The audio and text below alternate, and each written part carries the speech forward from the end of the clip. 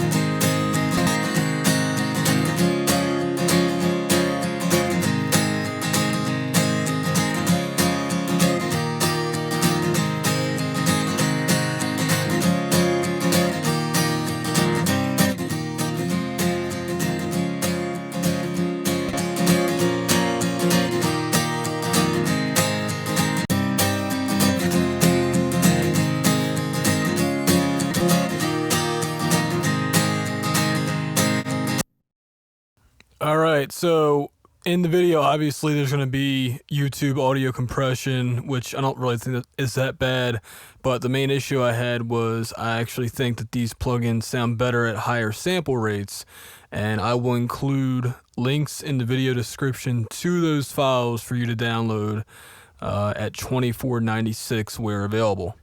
So, I wasn't really planning on doing a software or gear review anytime soon, but this plugin came out, I tried it, and I was seriously blown away by the way it sounded compared to the other Neve emulations that I've bought, namely the Slate Digital FG, is it called? Yeah, FGN, which is a Neve 1073 equalizer emulation, and the IK Multimedia EQ81. So this isn't an exact emulation or sampling of that hardware from what I understand, but Nave is something that's a hybrid of a few different things. It certainly does look like some kind of Neve type EQ. All of the frequency dots match up to the 1081, I believe. But this thing is really something special for a number of reasons.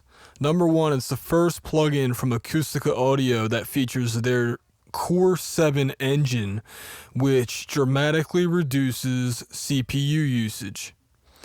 Anyone who's familiar with Nebula technology knows that one of the biggest downsides to Nebula, or in this case, Aqua plugins, is CPU usage. And it seems they've done a tremendous job of maintaining high audio quality while getting the numbers down. Just for reference, I'm running an Intel i7-4770 processor with 8 gigabytes of RAM and an NVIDIA 560 Ti graphics card. Core 7 takes advantage of all those things. So you do need a mid to upper range computer for these Aqua plugins to work effectively in your workflow.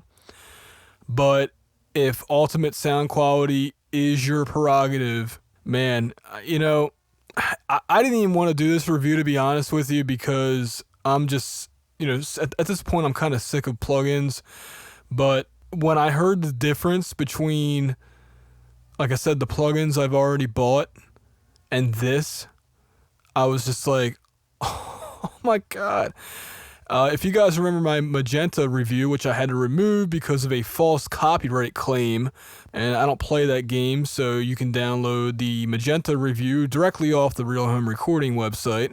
But anyway, in the Magenta review, I was so happy with the way it sounded. The only thing is that's a mastering equalizer, so it's not a EQ that goes on every track. That's not its purpose, and for what you normally use it for, the Magenta is great, you know, for mastering or group buses, but this is a mixing equalizer. It is the standard in a lot of studios. The Neve 1073 or the Neve 1081 or 1084, they all belong in the same family. They don't sound exactly the same, but they do one thing, which is after the mic preamp, you can equalize and get a good sound out of it.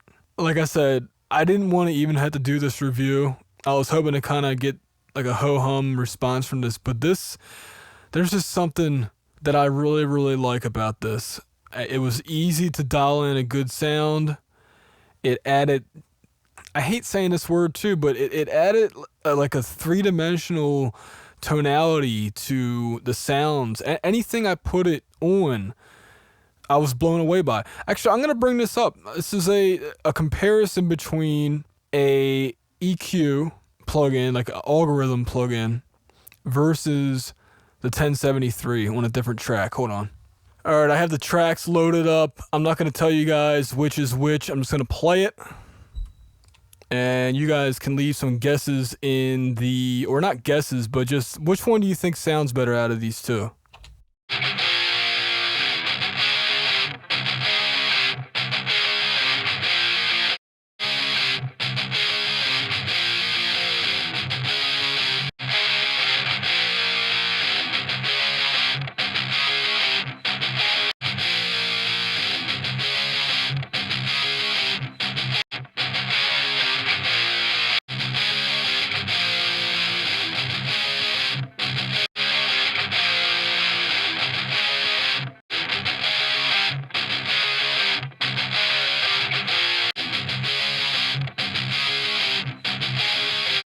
it is not subtle at all, the differences between those two different recordings, those two different mixes. And all I was using in both instances was either Nave or another plugin, another company's plugin. And yeah, after I get a few guesses and which one is your favorite, I'll call this one A. Actually, I'll just call this 1 because that's what it's labeled as. EQ1.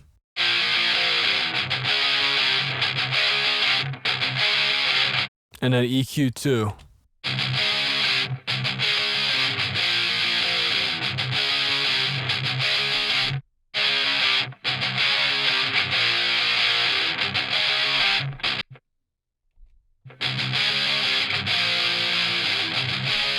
Alright, so getting back to Nave, here are some of the features. Over here on the left side, we have, actually, to start off with, because everybody, including myself, seems to forget this knob. This is an input trim. Basically, the way it works is you set it based on what you see over here on the meter, and then down here you make sure it's not clipping. This is the clip light, so you want to make sure that's not lighting up. And I believe this is a clean trim. And then down here we have the input trim, which does add some character as long as you have one of these activated. Now we have what I believe is some kind of Neve, possibly 1073 preamp emulation. This is possibly a Neve 1081 equalizer, just running it through the equalizer without any extra knobs going on. I think what they've done is they've modeled what this equalizer sounds like without anything going through the EQ. So all the EQ dials set to 0, and then as you add, see what you press the in button, and you can feel it, like, because it takes a little bit for this light to turn on. It's loading up the libraries, the sound libraries, so that each one of these, when you change the dial, will work properly. And when it's off, those libraries are deactivated. I believe they come out of your RAM, and also CPU usage goes down. But what they've done is all the EQ, the harmonics and everything are going through this, and then the plus emulation is combining, it's getting the sound of a line input of, I don't know which mixing desk, but a Neve of some sort, getting that and getting the EQ. It's a little bit better explained in the manual. So it's basically the outboard EQ of the 1081, possibly. Again, I don't know, because they don't tell you that. Acustica doesn't tell you that, so you kind of have to play a guessing game. And then with this is the line input of some sort of console. So this is more than just an equalizer.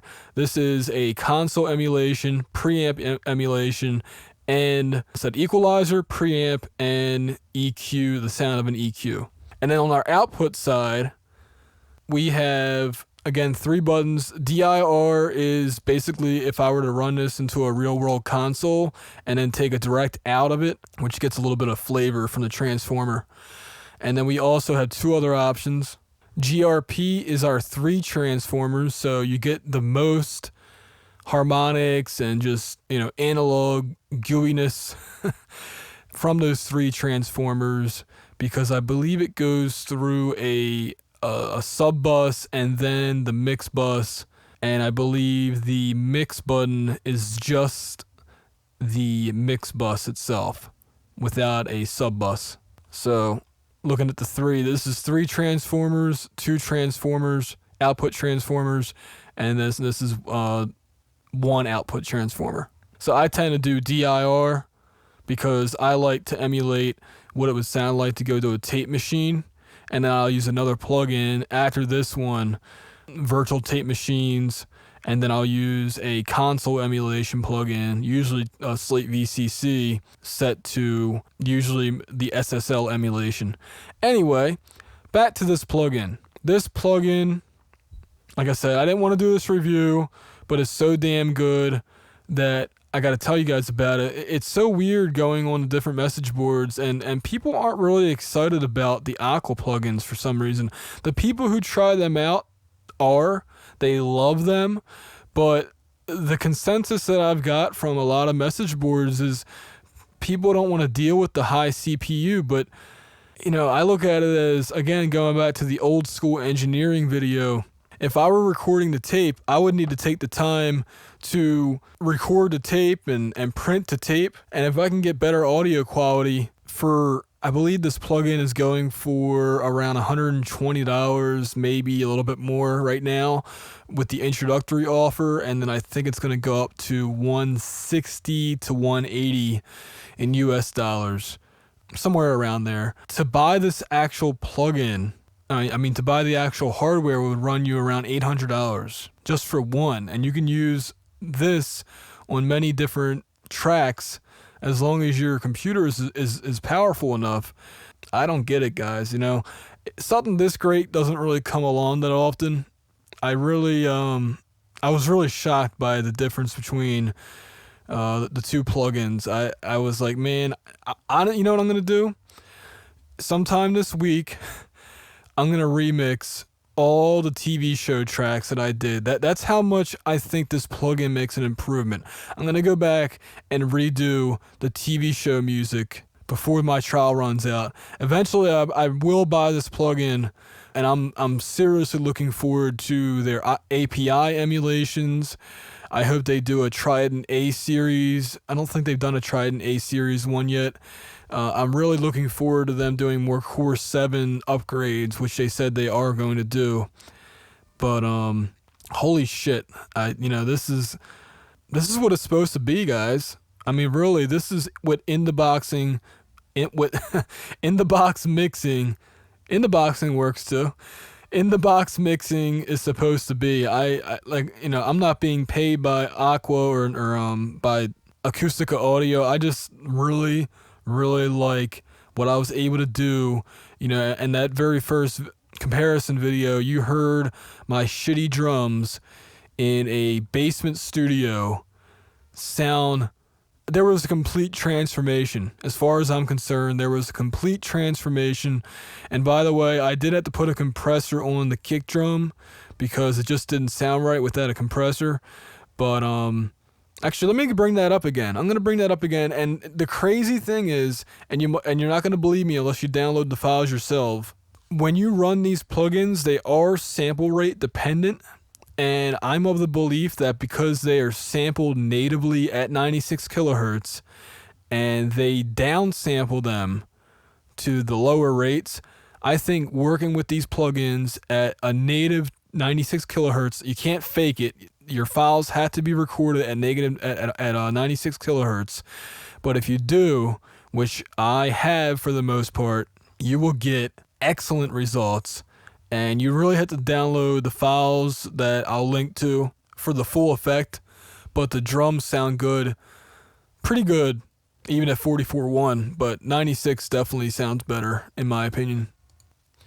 Okay, so one last time, I'm going to do a bypass and then process them as it plays. So I'm going to take them off at the beginning. And then I will switch back on. And then I'm going to do one more thing, which is switch this back on so that you can hear what it sounds like when you add parallel compression. And I might even add some room reverb to go along with it.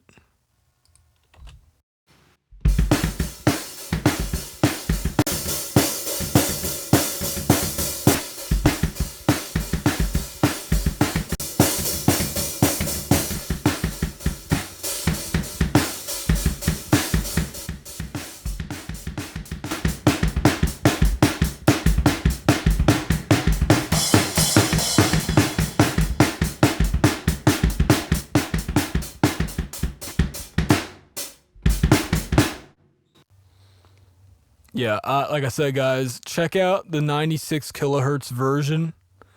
I'll even try to do it, even though it might mess up my audio here. If it does, I'll switch it back. But these files are all native 96 kilohertz. I actually need to reload the project, I think, in order for this to work properly. So I'll do that, and give me a second. Okay, so here they are, 96 kilohertz. Hopefully this doesn't mess up my audio, but I think this makes an even bigger difference. It's unfortunate that my screen capture software has to run at 44.1.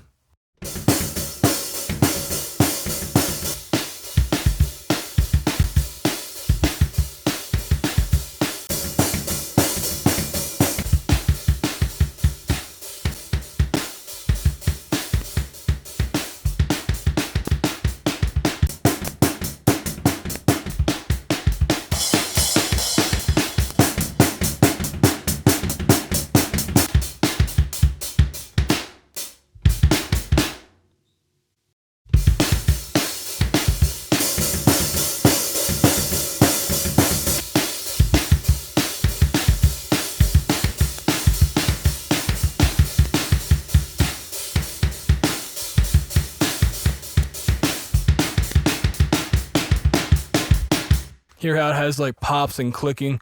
That's why I wanted to keep everything at 441.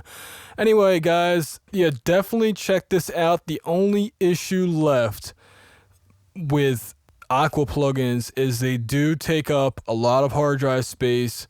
So if that's a premium for you, you might want to reconsider it. This plugin, the trial version, took up around 200 megabytes or bits. I think it's megabits.